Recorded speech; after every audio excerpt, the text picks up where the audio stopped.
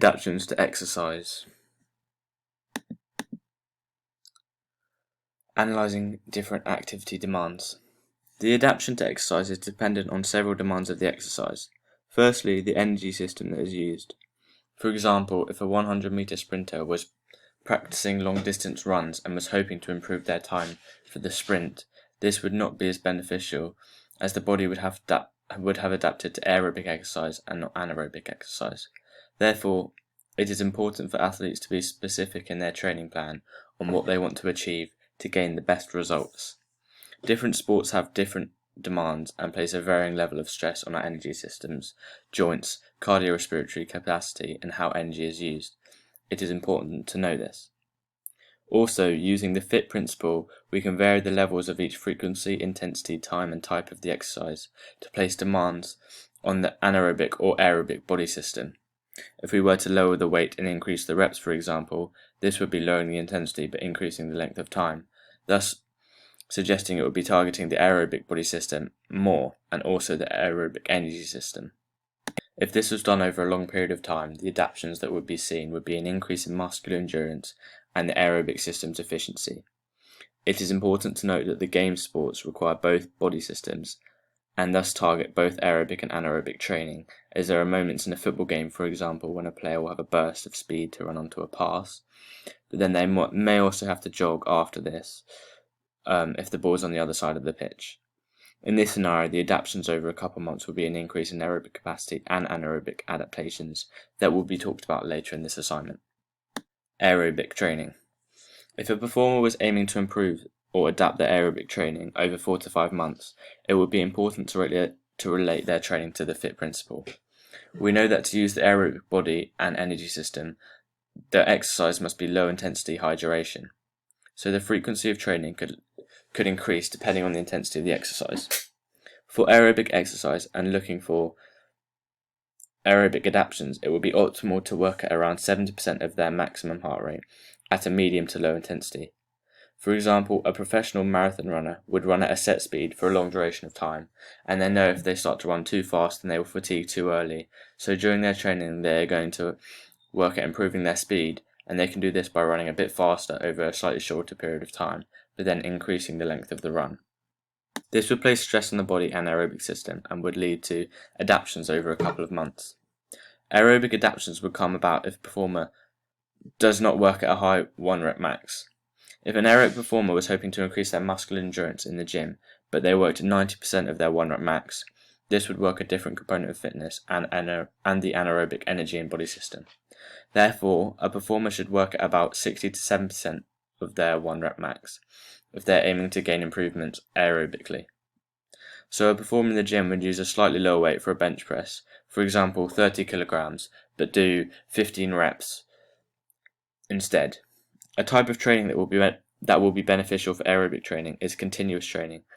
Continuous training is more beneficial for aerobic performers, as in this type of exercise there are no rest periods, such as swimming for 30 lengths with no rest. This forces the body to work at a lower intensity, but for longer, and as we know is optimal for adaptations to aerobic training. Anaerobic training. For performers aiming to improve their anaerobic body and energy system, the FIT principle should be used once again.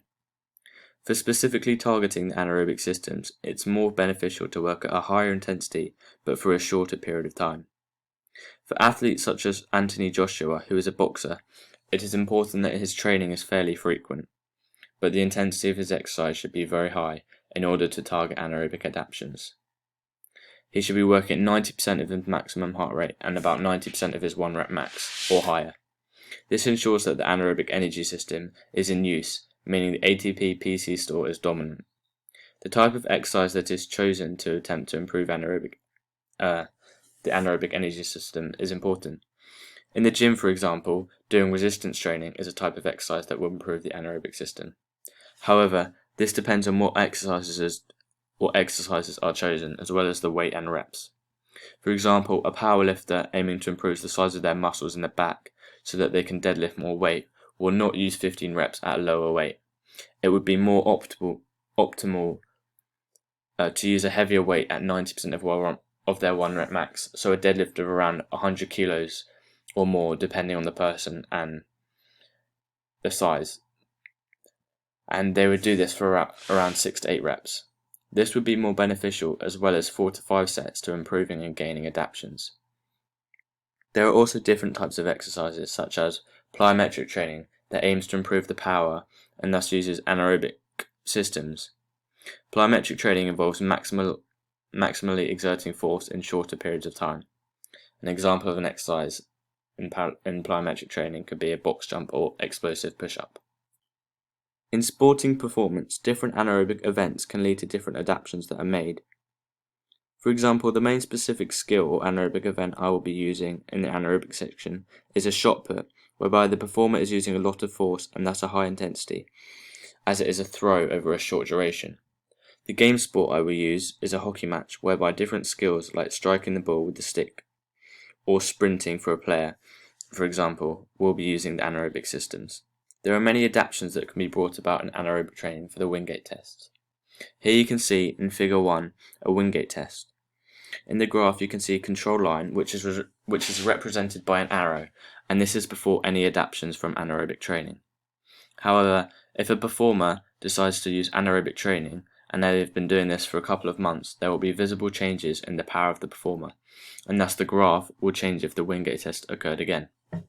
There are 3 main things that will be visible in the graph that may have adapted. Firstly, there may be a higher peak power. This is indicated by the black line on the graph. This means that the performer will be able to produce a greater amount of force altogether as a result of an increase in the size of their muscles from training and adaptations anaerobically. Usually, when a performer reaches a very high peak power, it will be harder to sustain for longer, as we know that a high intensity combined with long duration does not go well together for the anaerobic system. This is because it can only work for short bursts of time, otherwise lactic acid will build up. Lactic acid does build up in the performer. Another change that may occur to the graph is being able to reach peak power faster. This means that the performer will be able to reach their peak power in a shorter period of time, as they may have adapted to their body system or energy system, being able to provide energy quicker, or neuromuscular developments may have occurred, which will be talked about later. This adaptation will be beneficial for sprinters, as they want to accelerate faster and reach their peak speed faster, as sprinters who reach their max speed faster will then finish the race more quickly, increasing their chance of winning.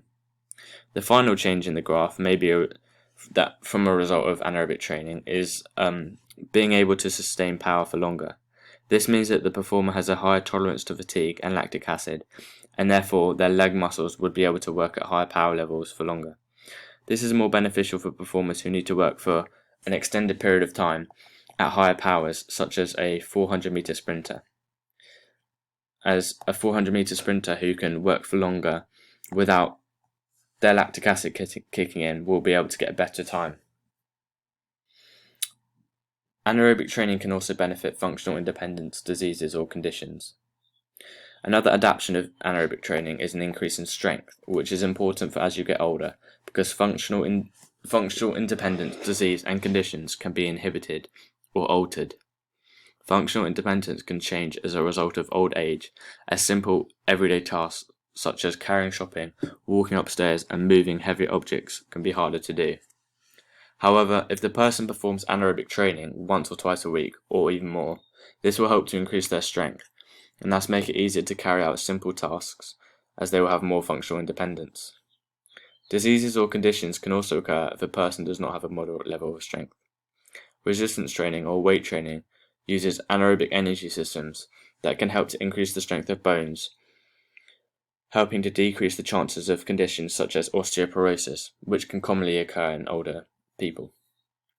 A reason why strength training decreases the chance of this condition is because the active exercising, such as the bone remodeling stage, can start up.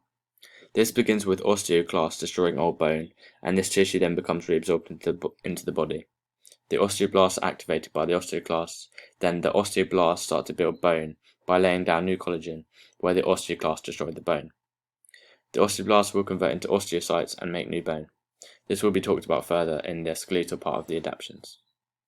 In a game sports player, this will be beneficial as they become older, as the anaerobic parts of the hockey, like taking a shot with power or sprinting will require anaerobic training off the pitch, which will help them to, in the future, to prevent conditions like osteoporosis, as they will have stronger bones. Anaerobic training can also cause cardiovascular and respiratory system adaptations.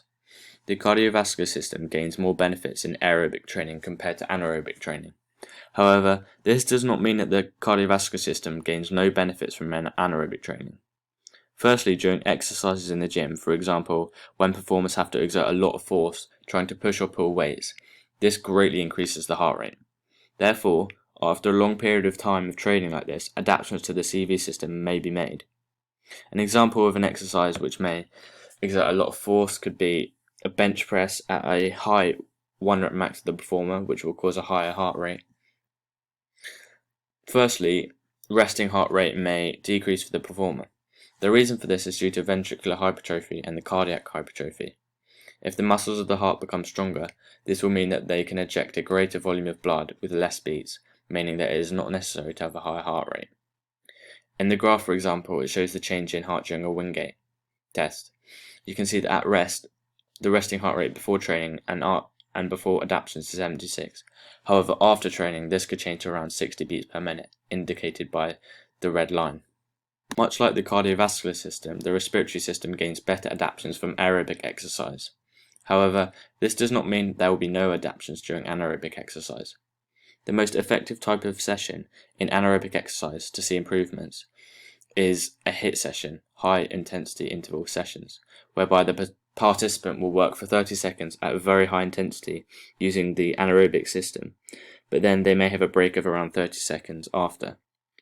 These interval rests allow the performer to work for longer anaerobically. As they work for longer, the body has to work harder to recover in each of the 30 seconds rest. The body recovers by EPOC, excess post-oxygen consumption. This is when the body's breathing rate is elevated to attempt to expel carbon dioxide, which is a waste product created as a result of muscle contractions. So, after a long period of time anaerobically, in HIIT sessions, the body will adapt to be able to recover faster, and EPOC will be more efficient. Also, from the increase in breathing rate, this will mean that the respiratory muscles will be having to work harder to expel more air out and inhale more air in. This may mean that accessory respiratory muscles may have to be used to aid in forcing out more air or getting more air in. Over time, these muscles may become stronger and will be able to force more air in and out with less breaths, leading to a decrease in breathing rate.